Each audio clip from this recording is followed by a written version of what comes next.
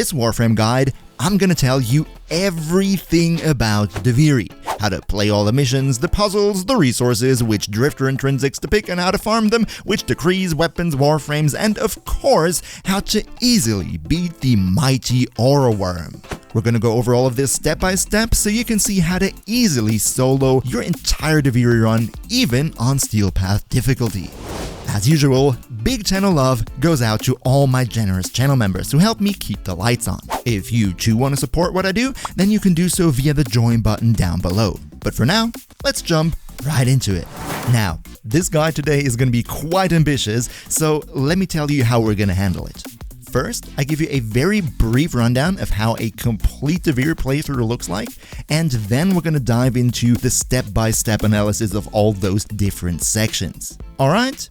Alright, so full DUVIRI playthrough. You start in Teshin's Cave where you can upgrade your drifter with the intrinsics that you might have from the previous run. Then you choose a warframe and a weapon loadout out of the random selection that the game provides for you and jump into DUVIRI. Now, the DUVIRI playthrough consists out of a, let's call it, 6-stage bounty. You're gonna do 6 objectives and afterwards you're gonna beat the Orowyrm and finish the run. This 6-stage bounty takes place both in the overworld of DUVIRI, where you play as a drifter, as well as in the so-called Undercroft, which is a more Warframe-focused approach. But of course, you're not only going to do the main 6-stage bounty, because DUVIRI also has a plethora of different side activities that yield you resources, intrinsics to buff up your drifter, and decrees that will buff you up for the current run. We're gonna go over all of these in a minute here, just wanted to briefly mention it. Oh, and by the way, just in case you want to help me out with the YouTube gods and make sure this video can spread to more people, you might want to think about dropping a like. Cheers for that. But let's get back to the start for a minute. Now that we know how an entire playthrough looks like, let's go over all those details step by step, starting out with the buffing up the drifter in Teshin's Cave via the intrinsics trees. Now, just like with Railjack, the drifter in DUVIRI also has 4 intrinsics trees. Intrinsics can be obtained by doing all types of missions, minigames, and objectives in DUVIRI, but there's like no specific way to power farm them, and you can spend them on those 4 trees, which are Endurance, Combat, Riding, and Opportunity. Now, in contrast to Railjack, where a lot of the intrinsics are actually quite helpful, for DUVIRI, the same cannot really be said, because in my opinion, there are only a very select few perks that are going to help you out immensely, and the rest is just there in case you want to have it. So instead of going over everything, I'm only going to tell you which ones are nice and which trees to focus on. Let's get going.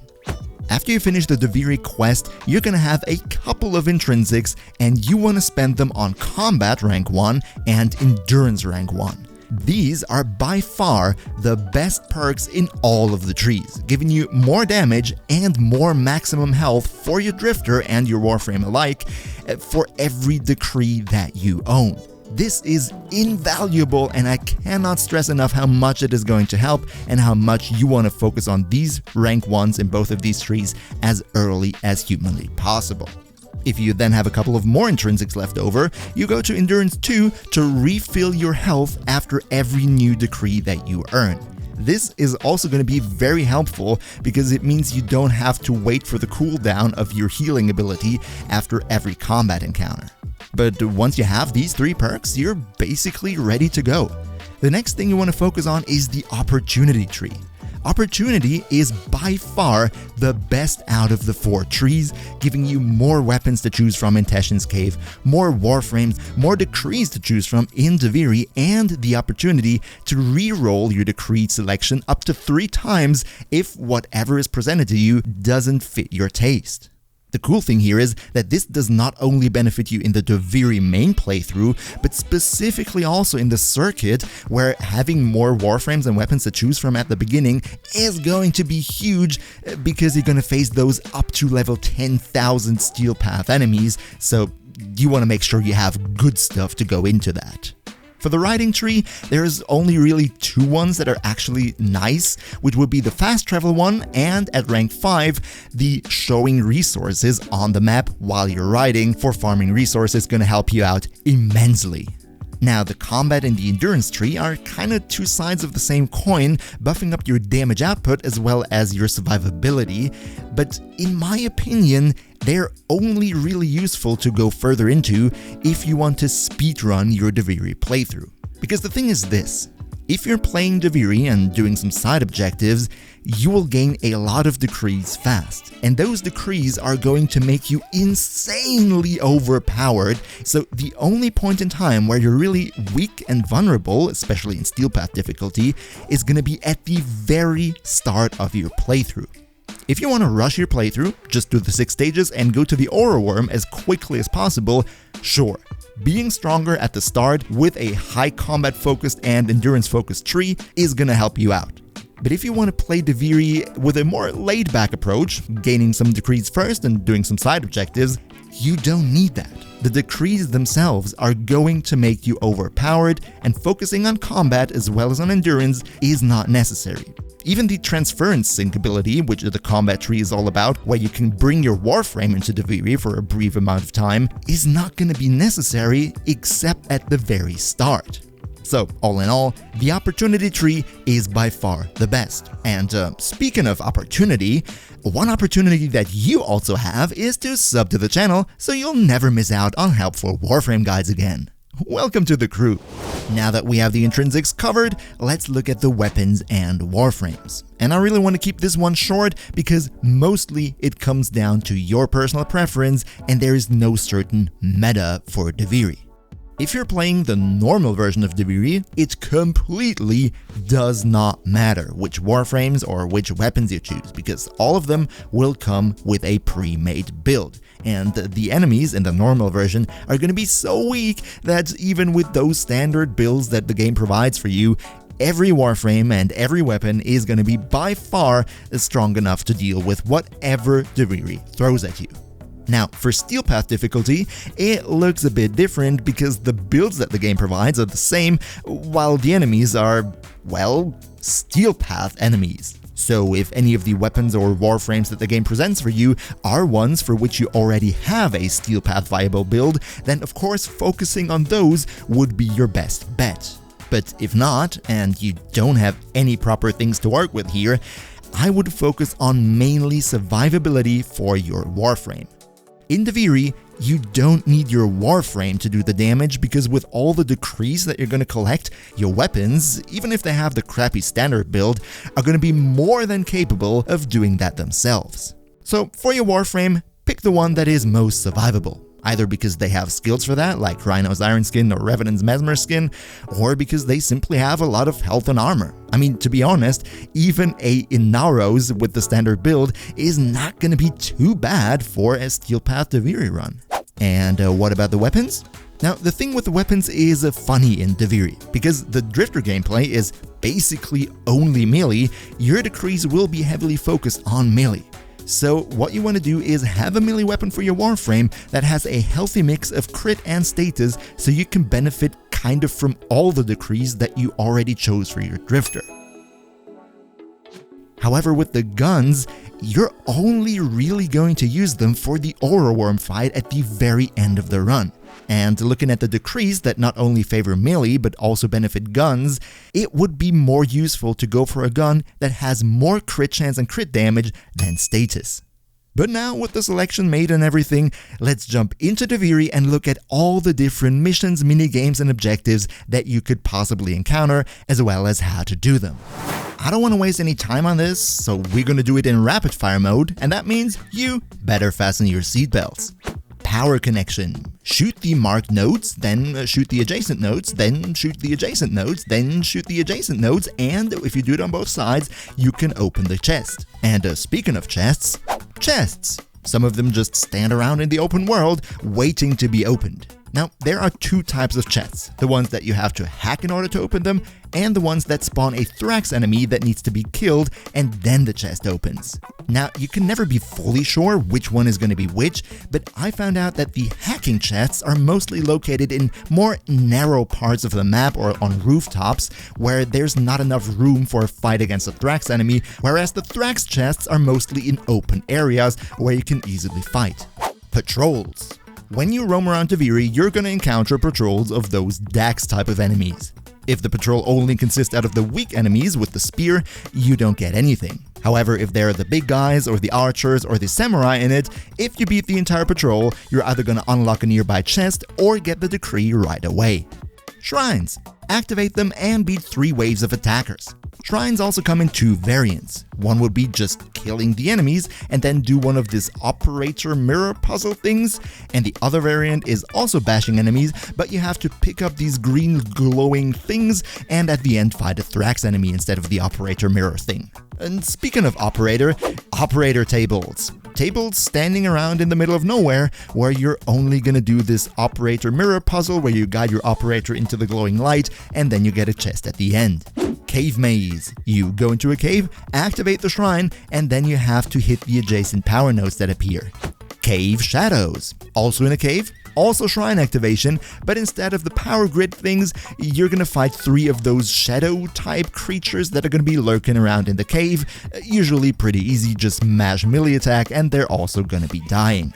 Prisoners. Sometimes in DUVIRI, guys stand around, and once you get close to them, you have to defend them from enemy attack waves. Works pretty much like a shrine, just if you're very slow in slaying the enemies, you're gonna be losing due to time. But seriously, if you're strong enough to beat those foes, you're gonna be succeeding this activity. Animal hunts. Sometimes you're gonna get a message from that little child and there's a nearby animal that should not see you. You're gonna sneak up to it, hit interact, and then smash the attack button until it's free. It will then guide you to a treasure chest. Fishing, or fish minigame type of thing, is surely one of the more hilarious and fun things to do in DUVIRI. You transfer your consciousness into this big fish and just eat smaller fish before the timer runs out. It's really fun. Swim around and mash attack. Komi, oh boy. This one is surely hated by most people in the community, but I found a way to easily cheese this. Just play the game exactly the way you see it in the background, and the AI is always going to repeat the exact same steps and you are going to win. Now, it should be said that sometimes the board is flipped or mirrored or rotated, but the shape itself will always be the same and the AI will always react the same with regards to the orientation. Shazin, you sit down and make a bit of music, and then you get a decree. If you're struggling with the more difficult approach, just choose the lighter difficulty. By the way, Shazin and Komi both give you a decree for doing the activity at every individual place, so it makes sense to go through it multiple times. Goat herding, one of the more low-key activities. You run up to the goats and they will always run away in the exact opposite direction, so you can guide them back to the farm. The mounted Dax Gladius. This one is not a side objective, but can only occur as part of your 6-stage bounty. It's a boss fight. It can be quite tough on Steel Path difficulty if you don't have decrees rolling yet, so in case you're having trouble, just do some side activities and come back. But once you get a couple of decrees rolling, you can absolutely steamroll this guy, and I kinda pity him already. And last but definitely not least, the owl puzzles. Now, the owl puzzles are scattered all around the map, and each one looks a bit differently. So we're not going to go over all of those different puzzles right here, but I'm just going to tell you the principle how it works, and I'm sure you're going to be able to figure it out yourself then. You will see a vault with letters on it. Mostly those letters will be clearly visible. Sometimes there will be a bar over it, so you have to kind of guess which letter it is depending on which fractions of it you see. Then you have those, let's call them nodes in the immediate vicinity around the vault, which can display letters, and you're gonna make sure that all those nodes display the letters on the vault, then the vault opens up. When it comes to the nodes, there are also different types. You have the normal nodes, which you can just shoot to change the letter. The purple nodes, which you can shoot to change the letter, but they're gonna shoot back, so you might wanna jump away. The empty nodes, which have to first be powered by a blue sphere, and then you can change the letter. The blue sphere, by the way, can be obtained by either pushing down one of those node statues and then it will break open and give you one, or by shooting a bird's nest looking like structure with the sphere in it. Just look around, they're gonna be somewhere nearby. Then you have hollow nodes, which also have to be activated by a blue sphere before you can change the ladder, but in contrast to the empty nodes before, if you pop the blue sphere out by shooting at the little blue thing on the side, the hollow nodes will not maintain the ladder, so you always have to keep the sphere inside, whereas those empty nodes will remain the ladder inside of them even if you pop the blue sphere out. And finally, there are going to be the energy nodes, which just have a blue energy swirl inside of them. They cannot show any ladders, but you can shoot them to activate other nodes that might be closed or deactivated nearby, and then put the ladders into these. Now, all OWL puzzles in the game will be some variation of these. However, there's one exception, and that would be the Archebor's puzzle in the Archebor's tower part of the map. Here's a quick rundown of how that works. Go to the tower and hack the security console at the bottom. Then walk up the path around the stairs and rotate those 3 statues so that they point towards the tower. Then go back to the bottom where you hacked the security and go downstairs into the cave. If you rotated all those 3 statues correctly, there will be a 4th statue. Make sure that one looks out of the, let's call it, window. Now go back out of the cave, get onto your cave, that one was a tongue twister I had to record 10 times, and fly down under the tower into the now opened area below it. This is the room where the puzzle takes place. Now, here you're going to have a couple of more letters on the vault and also a couple of more nodes, but the principle is basically the same, and with the stuff that I said before, you're easily going to be able to figure it out. And in case you absolutely don't want to figure it out yourself, I just saw that TheKengineer has made a 1-hour video where he breaks down every single puzzle, so you can just go over there, watch that, and repeat the process. Now, that's all the activities that you're going to be facing when playing DUVIRI. And after successfully completing every single one of these, you will be rewarded with a couple of resources and a decree. Now, I've mentioned these a lot before, but what are decrees? Decrees are temporary buffs that are only going to be lasting for the duration of the run. Afterwards, they're going to be gone and you're going to collect new ones on your next run.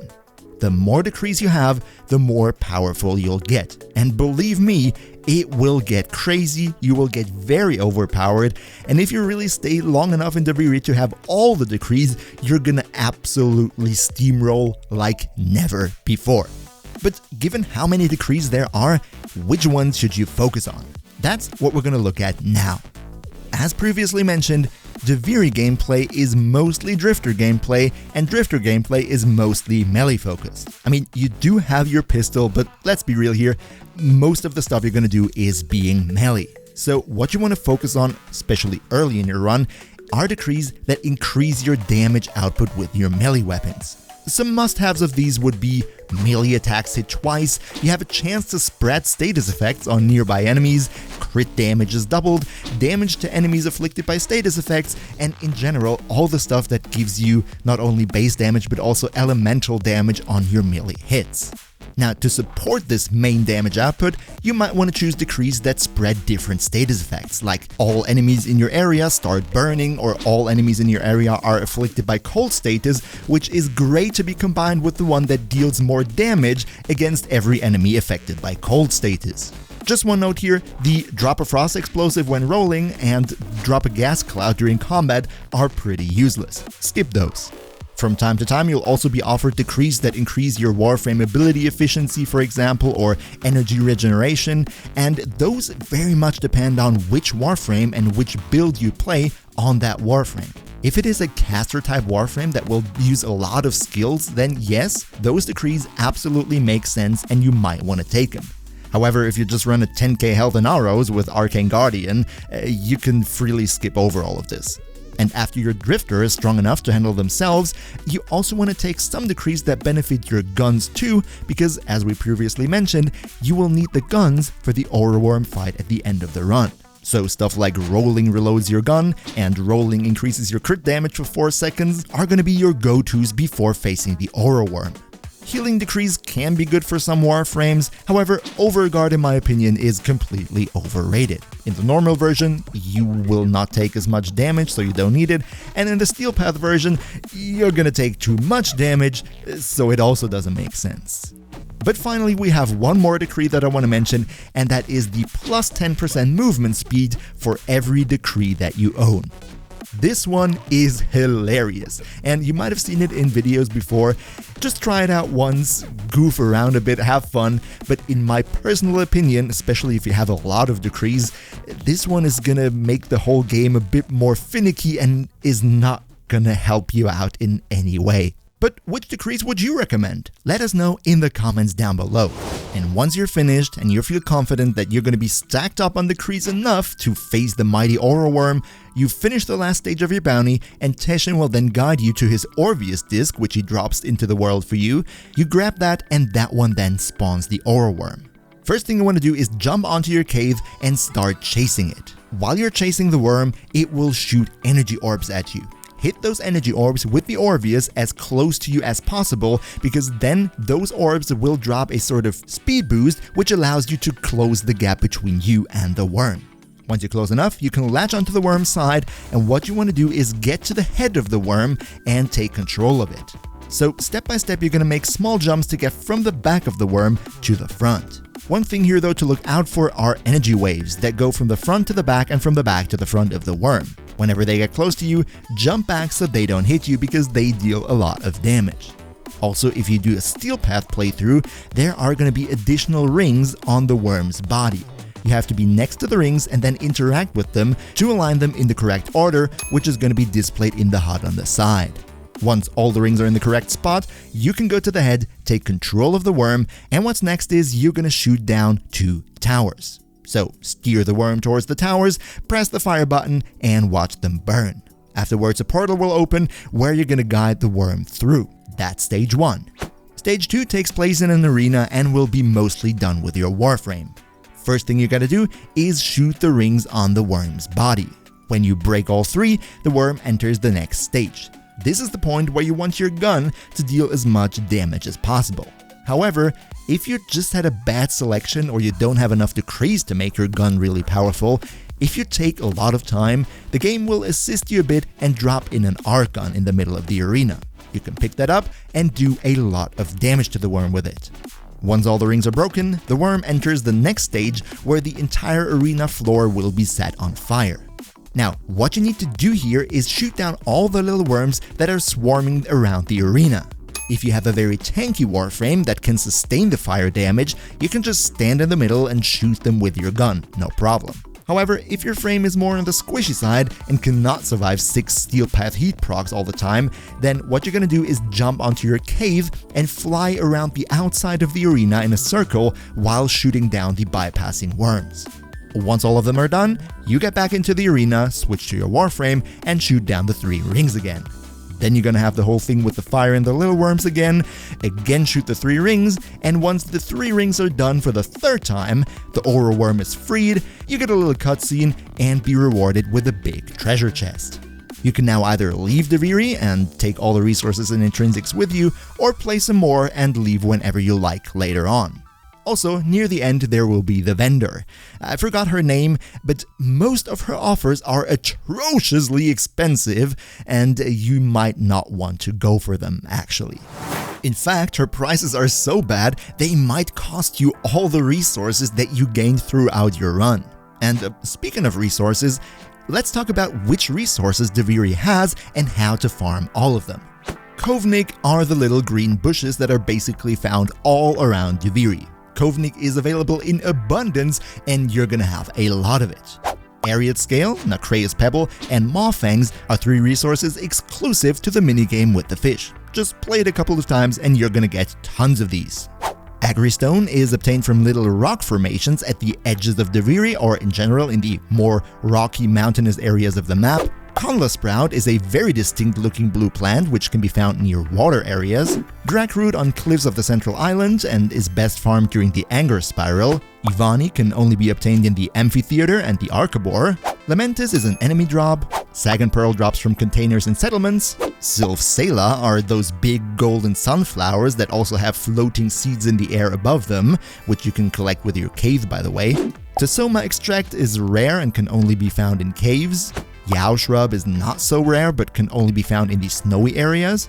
Pathos Clamp is exclusively rewarded after the Orowyrm fight. Rune Marrows can only be found in the Undercroft. By the way, if you have a mod loadout with a loot radar on your Warframe, this is going to be a huge help for you when finding Rune Marrows. And finally, Enigma Gyrum can only be obtained by the previously mentioned Owl puzzles, from which the Archebor's puzzle will give you the most.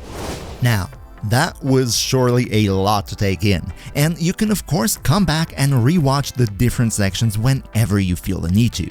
However, if you're a new player just starting out with DUVIRI, you'll understand the entire game way more clearly if you watch this video right here now.